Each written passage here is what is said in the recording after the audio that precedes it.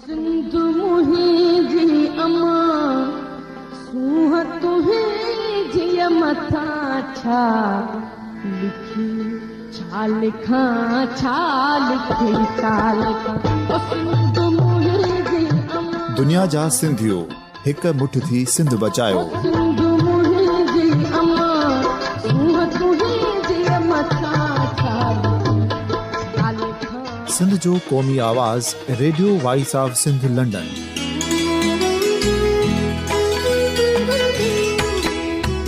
Radio voice of Sindh London पंहिंजी नशरियात में सिंध जी सियासत, समाज, इक़्तिसादियात, तारीख़, क़ौमी उमंगुनि ऐं अख़लाक़ियात मुतलिक़ सिंध जी हक़ीक़ी तर्जुमानी कंदे प्रोग्रामनि खे असराइतो बणाइण लाइ सिंध जे घण घुरनि ऐं धरतीअ सां प्यार कंदड़ अदीबनि, दानिशवरनि, सहाफ़ियुनि, उस्तादनि, वकीलनि ऐं हर तबिके जे मानवारनि सजणनि खे सिंध में शऊरी इनक़लाब लाइ सहकार जो सॾु ॾियूं था। अचो त गॾिजी सूफ़ियुनि ऐं संतनि वारी सिंध जो ओज हिक मुठ थी वरी वापसि आणण वारे सफ़र जा साथारी बणिजऊं।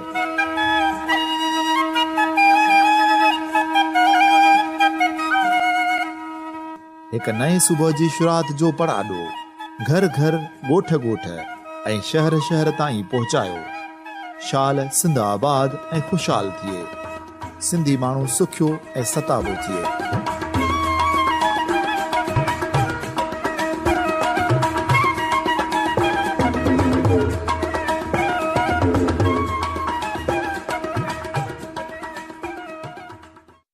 Radio voice of Sindh London जे हिन ख़ुसूसी प्रोग्राम में सामीन मां जो मेज़बान सर्वे चोडो अवां खे भलीकार चवां थो।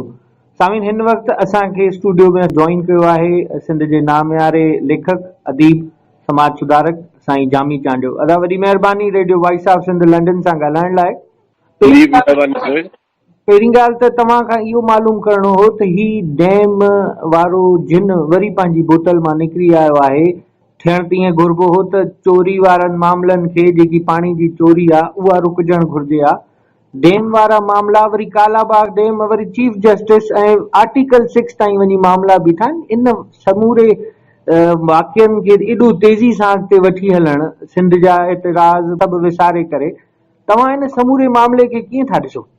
सर्वे च ॾिसो, मसइलो हीअ आहे त पाकिस्तान जे अंदरि मजमूई तरह ज़ाहिरा त डिघे अरसे खां पाणी जी खोट आहे ऐं पाणी जी खोट ज़ाहिरा त हिकिड़े नेचुरल इकोलॉजिकल ऑर्डर जे करे आहे, उन शयुनि जे करे आहे।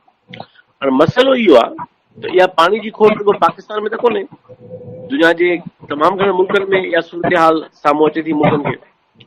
मसइलो हिते हीअ आहे त हिते पाणी जी खोट या बिजली जो बहरान, एनर्जी जो क्राइसिस, उन जा जेके मुतबादिल ज़रिया आहिनि उन ते कॾहिं पाकिस्तान में वीचारियो ई न वियो आहे। मां तव्हांखे ॿई मिसाल ॾियां। मिसाल तौरु पाणी जी खोट ॻाल्हि रखे, हाणे पाणी जेको मौजूदु आहे सिस्टम में उनजो तक़रीबन सम्झो त नंढे अधु जेतिरो हिसो त सॼे प्रोसेस में ज़ाया थी वञे थो। लाइनिंग थियल न आहे, सीपेज आहे, घणा ॿिया मसइला आहिनि ऐं नतीजे में ज़ाहिर आहे त पाणी उहो जेको मौजूदु आहे निज़ाम में उहो कमु नथो अचे ओवरऑल। अॼु ताईं का बि रिथाबंदी कोन कई वई आहे त आख़िर इहो पाणी इन ज़ाया थियण खां कीअं बचायो वञे। ॿिए पासे जेको हिकिड़ो सफ़ा गैर मंतकी क़िस्म जो हिकिड़ो दलील हुकूमत ॾिए थी ऐं वापडा ॾिए थी ऐं नाम निहाद पूरा माहिर ॾियनि था ऐं मीडिया में अचे पई ॻाल्हि त बाबा साल जे अंदरि 3 महीननि में जॾहिं मौसम आहे मॉनसून जी ऐं मींहं वसनि था या ग्लेशियर ॻरी ऐं पाणी अचे थो त उहो पाणी जेको आहे उहो डैम्स न हुअण जे करे समुंड में वञी ज़ाया थिए थो। हक़ीक़त इहा आहे त पाणी जेको समुंड में जेतिरो वञणु खपे, जेका IUCN जी रिकमेंडेशन हुई त 27 MAF वञे, वरी 1991 जे अकॉर्ड में हो त घटि में घटि 10 MAF वञे।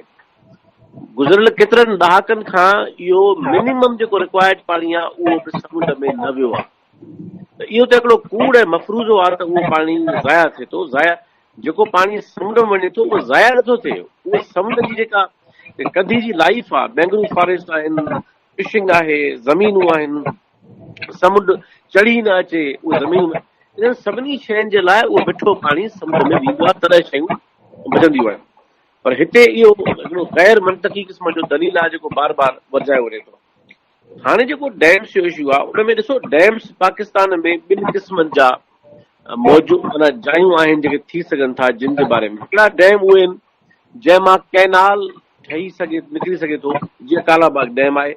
उन जे बारे में त ज़ाहिर आहे सिंध लगातार स्ट्रगल कई आहे त बाबा सिंध अहिड़े त कंहिं बि डैम खे कॾहिं बि क़बूल नथी करे सघे जंहिं मथां को कैनाल निकिरी सघे या जंहिं ते को बैराज ठही सघे, जंहिंमां वाह कढी सघनि। इहो त छो त सिंध जी 1800 सम्झो त 59 खां वठी ऐं मोहनियत वक़्त ताईं सिंध तजुर्बो आहे त पंजाब जेको आहे उहो जीअं त मथां ई ते आहे, अपर राइपेरियन आहे, ऐं सिंध जीअं पुछड़ी ते आहे, लोअर राइपेरियन आहे।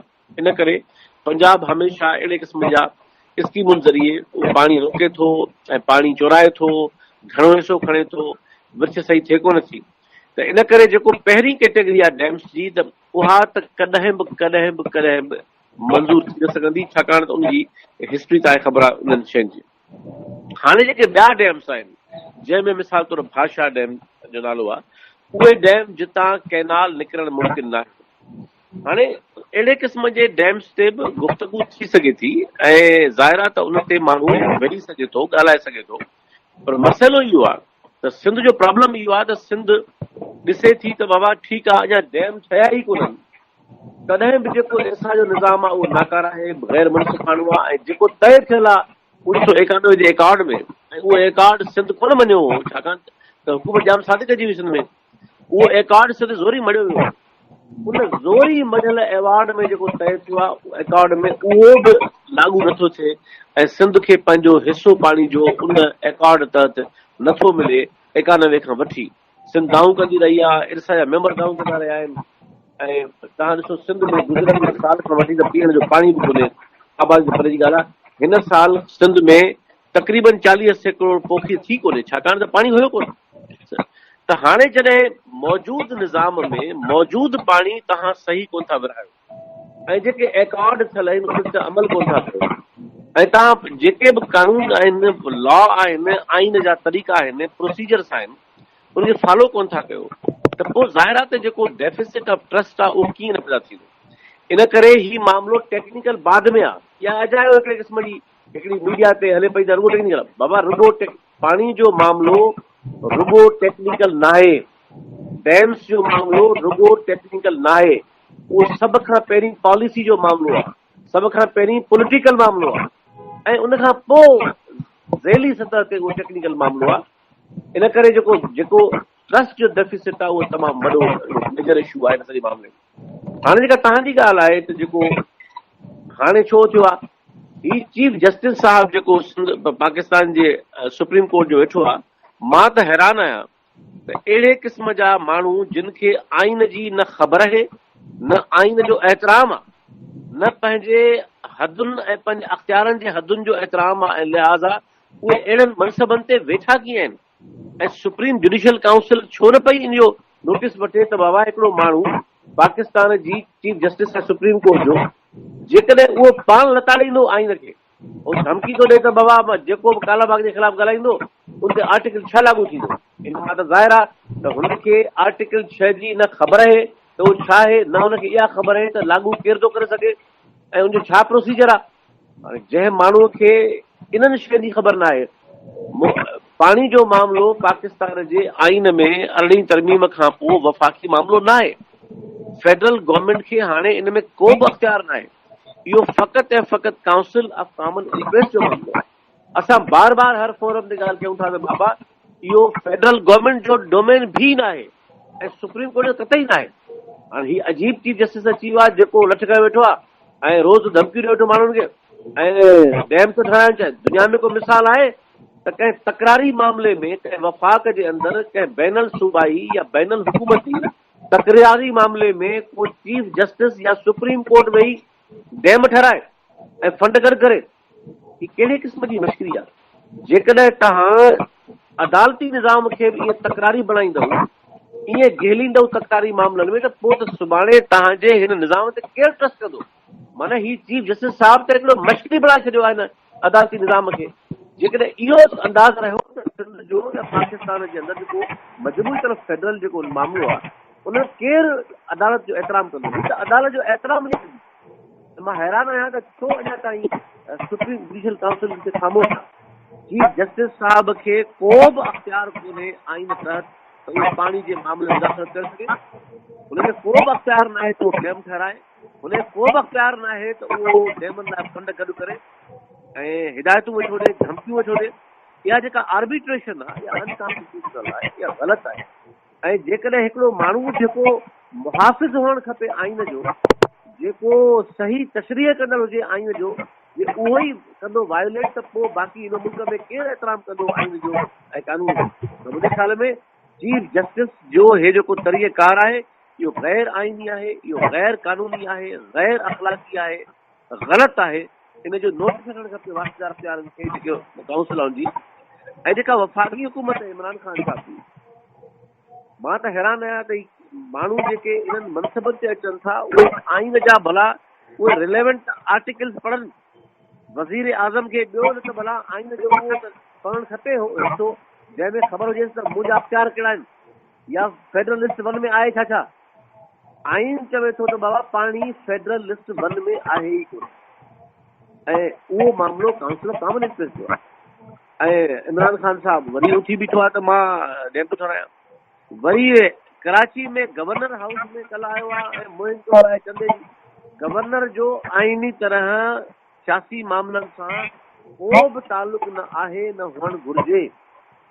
ऐं उहो गवर्नर हिकिड़े तकरारी मामलनि में उहो वेठो थो पंहिंजे गवर्नर हाउस में इजलास कराए, फंड रेज़िंग करे। ही कहिड़े क़िस्म जी मश्करी लॻाए वेठा आहिनि वफ़ाक़े जे अंदरि। त मुंहिंजे ख़्याल में ही जेका पूरी जेका मुहिम पई हले इहा मुल्क जी फेडरेशन तां माण्हुनि जो वेसा खां शुरू। जंहिं मुल्क में अॻे ई फेडरेशन ते कमु कोन थो हले या अमल कोन थो, उते जे अहिड़े क़िस्म जूं मश्किरियूं थींदियूं त पोइ केरु सुभाणे। त मुंहिंजे ख़्याल में इहा सही सूरत हाल। ऐं आख़िरी ॻाल्हि मां तव्हांखे चवां त हिननि खे त मूंखे लॻे थो त मतिलबु इन सभिनी शयुनि जे बावजूदि को अकुल जो फुक़दान आहे। इमरान ख़ान चए थो त 30 अरब मां हर साल गॾु कंदुसि ऐं इहा आइडियल फिगर हूंदी, ऐं 5 सालनि में गॾु करे सघंदो 110 अरब। भाषा डैम ते ख़र्च में 1400 अरब खां मथे। हिन में को मिसाल आहे न चंदा गॾु करे ऐं तव्हां डैम ठाहींदव ऐं ठाहे सघो था। तव्हांखे दुनिया जो को बि इदारो ॾियण लाइ तयारु न आहे पैसा, न वर्ल्ड बैंक, न एशियन डेवलपमेंट बैंक, को इदारो तव्हांखे तयारु न आहे फंड करण लाइ। तव्हां कीअं ठाहींदव? ही त हिकिड़े क़िस्म जो अजीब हिकिड़ो धमचर मचायो अथनि। मुंहिंजे ख़्याल में इहा शइ हली कोन सघंदी। सिंध जे माण्हुनि अॻु बि पाणी जे मामले ते ऐं दरिया जे मामले ते ऐं पंहिंजे जाइज़ पाणी जे हिसे जे मामले में ऐं नाजाइज़ डैम्स जे मामले में स्ट्रगल कई आहे, हाणे बि कंदो।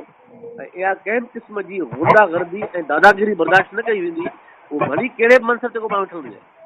आख़िर मुल्क आहे, हुन में आइन आहे, को कानून आहे, को तरीक़ार हुअणु खपे। ही कहिड़े क़िस्म जी हिकिड़ो बदतमीज़ी जो तूफ़ान बर्तवा कयो आहे त हिकिड़ो धमकाइण, धमकियूं ऐं हिकिड़ो धमचर मचाए। इहे दुनिया में जे वफ़ाक़ी मुल्कनि में तकरार निबेरवा आहिनि।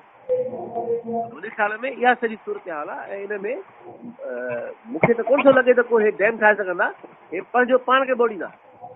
जामी साईं हिकिड़ी ॻाल्हि इनखे एड कंदा हलूं त धारियुनि जी आबादकारी ते बि कल्ह वज़ीर आज़म गवर्नर हाउस में ॻाल्हायो आहे त हाणे उन्हनि खे शनाख्ती कार्ड ॾियो, उन्हनि खे मज़लूम करे पेश कयो आहे।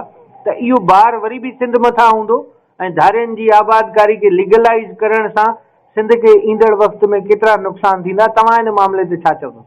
ॾिसो सर्वे ते हे मां चवां थो बार बार त दुनिया जे वफ़ाक़ी निज़ामनि जा हिकिड़ा प्रोटोकॉल हूंदा आहिनि। दुनिया जे कंहिं वफ़ाक़ी निज़ाम में इहो मुमकिन न आहे त का गैर कानूनी आबादी कंहिं मख़सूस सूबे में आबाद हुजे ऐं उन सूबाई असेंबलीअ खां ऐं सूबाई हुकूमत खां पुछण खां सवाइ वफ़ाक़ पंहिंजे सर में ई मामला तइ करे। इहो कीअं मुमकिन आहे? तव्हां पाण मलेशिया में रहिया आहियो, मलेशिया जी फेडरेशन में 2 स्टेट्स अहिड़ियूं आहिनि जिते वीज़ा वठणी पवंदी आहे मले माण्हुनि खे। दुनिया जे कंहिं फेडरेशन में इहो मुमकिन न आहे। छा कैनेडा में सेंट्रल गवर्नमेंट तइ करे सघे थी त क्यूबेक में माण्हू अचे रहनि गैर कानूनी परदेही ऐं उन्हनि खे फेडरल गवर्नमेंट करे छॾे लीगलाइज़? दुनिया में किथे मुमकिन न आहे। त इन करे ही जेको इमरान ख़ान करे चई वियो आहे इहा ग़लति बयानी आहे, इहो ग़लति फ़ैसिलो आहे, इहो ग़लति हिकमत अमली ऐं पॉलिसी आहे। इनखे सिंध हुकूमत खे रजिस्टर थिए बिना सिंध सूबे जी असेंबली ऐं सिंध सूबे जी हुकूमत ऐं अवाम जे मर्ज़ी जे वफ़ाक़ी हुकूमत खे को बि अख़्तियार न आहे त सिंध में रहंदड़ खे गैर कानूनी परॾे जा शनाख़्ती कार्ड ठाहिनि, डोमिसाइल ठाहिनि ऐं उन जी जेका नाजाइज़ क़िस्म जी हिकिड़ी रहाइश आहे इलीगल उनखे लीगलाइज़ कनि। इहो को अख़्तियार आहे इमरान ख़ान खे। ऐं इमरान ख़ान खे अञा आहे महीनो बि कोन थियो आहे। जंहिंजा प्रकार अहिड़ा हूंदा ऐं जंहिं जो तरीक़ो इहो हूंदो पाण खे ॿोड़ींदो। इन करे सिंध मां तव्हांजे प्रोग्राम जे तवसत सां सिंध असेंबली खे अपील थो कयां, सिंध हुकूमत खे अपील थो कयां त तव्हां इन ते फौरन नोटिस वठो ऐं इमरान ख़ान खे फॉर्मली चओ त बाबा असांजे सूबे जी असेंबली ऐं सूबे जी हुकूमत ऐं सूबे जे अवाम जे मर्ज़ी जे ख़िलाफ़ तोखे को अख़्तियार न आहे त पंहिंजे मथां वेही सिंध में आबाद गैर कानूनी परॾेनि खे लीगलाइज़ करे। जामी साईं, इन इलेक्शन कैंपेन में जेकॾहिं तव्हांखे यादि हुजे त निसार खोड़ो या पीपुल्स पार्टी जो बि हिकिड़ो अहम किरदारु रहियो आहे धारियुनि खे आबाद करणु या एज़ अ इलेक्शन स्लोगन हुयो ॿुधण में आयो। तव्हां सिंध गवर्नमेंट मां कहिड़ी एक्सपेक्ट कयो था त इन मामले ते केतिरो रिटेलिएट कंदी? ॾिसो, सिंध हुकूमत त 10 सालनि में कुझु कोन कयो। सिंध हुकूमत पाकिस्तान पीपुल्स पार्टी जी 10 सालनि में गैर कानूनी परॾे खे ॿाहिरि कढण जे लाइ त को एफर्ट ई कोन कयो। ऐं रहंदो केतिरनि वज़ीरनि त उन्हनि खे साॻी तरह लीगलाइज़ करण जी ॻाल्हि थी।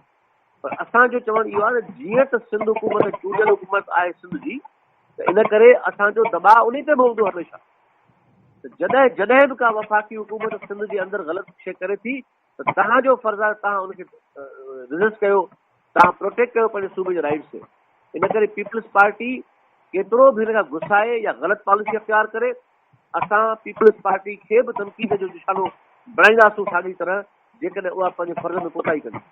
जामी साईं, आख़िरी सवाल, सिंध दोस्त धुरियूं हिन वक़्तु सोशल मीडिया ते तमामु घणियूं मुतहरिक नज़र आयूं आहिनि ऐं आर्टिकल 6 खां वठी करे डैम जे मामलनि जी ॻाल्हि हुजे या धारियुनि जी आबादकारी जो मामिलो हुजे उनखे सख़्ती सां निंदियो आहे। प्रैक्टिकल ज़रज़मीन ते हिन वक़्तु ताईं का लाहे अमल न जुड़ी सघियो आहे। तव्हां सिंध जे माण्हुनि खे हिन प्लेटफॉर्म तां कहिड़ो न्यापो ॾियो था त हिननि इशूज़ खे प्रैक्टिकली कीअं एड्रेस कजे? अदा ॾिसो, हिन खां अॻु में सिंध माज़ी में ॾहाकनि ताईं सॼे अवाम सिंध सियासी धुरियुनि अदीबनि शाइरनि लेखकनि हर माण्हूअ माहिरनि इन रोल प्ले कयो आहे। मां इहो चवंदुसि त ही वरी बि जेको मामिलो आहे इहो हेॾो हसास आहे जंहिंमें सभिनी सियासी पार्टियुनि खे, कलमकारनि खे, समाजी तंज़ीमुनि खे, वकीलनि जी एसोसिएशन खे, सहाफ़ियुनि खे, माहिरनि खे, शागिर्दनि खे, ज़िंदगी जे सभिनी शोबनि जे माण्हुनि खे पंहिंजे पति जो किरदारु रखणु खपे ऐं तॾहिं वञी हिन शइ खे रोके सघिबो। छाकाणि त कंहिं बि अकेले सिर हिकिड़ी धुर या तंज़ीम जे वस जी ॻाल्हि न आहे। इहो जीअं माज़ी में सॼी क़ौम गॾिजी कयो हो तीअं असांखे वरी गॾिजी करणो पवंदो। वॾी महिरबानी अदा radio voice of Sindh London सां ॻाल्हाइण लाइ। Thank U. स्वामी नवां ॻाल्हियूं ॿुधियूं सिंध जे नाले वारे लेखक ऐं अदीब साईं जामी चांडियो जूं। मां सम्झां थो त इन्हनि जी ॻाल्हियुनि मां वाज़े आहे त हाणे सिंध जे माण्हू खे सुजाग थियणो पवंदो ऐं पंहिंजे हक़नि जी हासिलात लाइ सरज़मीन ते अची अमली तौर ते जदोजहद करणी पवंदी। इन ॻाल्हि सां पंहिंजे मेज़बान सर्वेज ओढो खे इजाज़त ॾींदा। वरी कंहिं नए प्रोग्राम में नए मौज़ू ते अवां जी समातुनि में हाज़िर थींदुसि। तेसीं ताईं सदाईं गॾु। सिंध मुंहिंजी अमां सूंह तुंहिंजी मथां छा लिखी छा लिखां छा लिखी छा लिखां। सिंध मुंहिंजी अमां दुनिया जा सिंधियो हिक मुठ थी सिंध बचायो। सिंध मुंहिंजी अमां सूंह तुंहिंजी मथां छा लिखी छा लिखां। सिंध जो क़ौमी आवाज़ radio voice of Sindh London.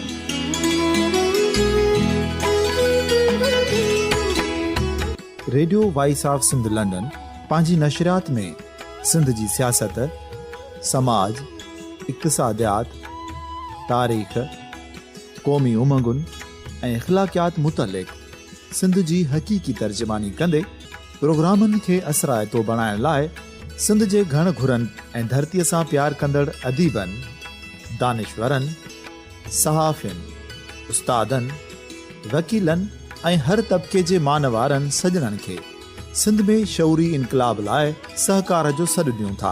अचो त गॾिजी सूफ़िन ऐं संतनि वारी सिंध जो ओज हिकु मुठ थी वरी वापसि आणण वारे सफ़र जा साथारी बणिजऊं।